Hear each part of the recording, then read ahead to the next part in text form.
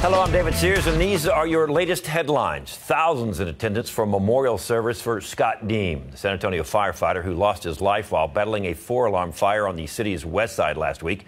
Bill Barajas was at Community Bible Church where Deem's family, friends, and fellow firefighters from all across the country paid tribute to Scott Deem.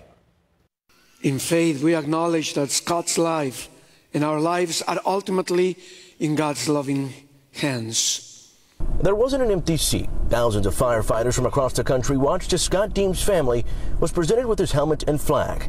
The service focusing on prayer and Deem's love for his pregnant wife, 2 kids, and job. The same qualities that made Scott a wonderful father, husband, and son are what made him the amazing firefighter.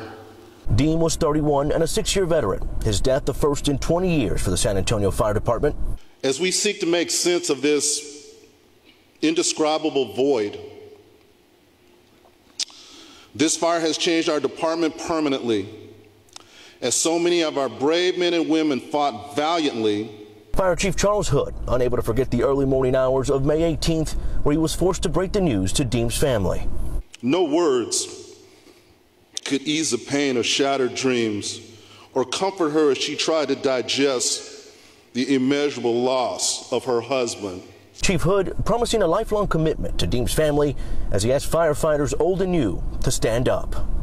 Jennifer, we're here to stand in the gap to the very best of our abilities as you and your children navigate this unimaginable life storm. Then the mournful tone of the bell, the last alarm for a hero whose duty was complete after giving the ultimate sacrifice. You will never be forgotten. Rest in power. That was Bill Barajas reporting. 2 other firefighters were injured in that 4-alarm fire last Thursday at the Ingram Square Shopping Center. One of them, Brad Phipps, is still in critical condition. His wife said yesterday that her husband was still under heavy sedation and was on a breathing machine. He's had several surgeries. Firefighter Robert Vasquez had minor injuries. He was treated and released, and he is back home. That's all for now. We'll have the latest headlines on KSAT.com. You can also find us on Facebook and Twitter. Thanks for joining us.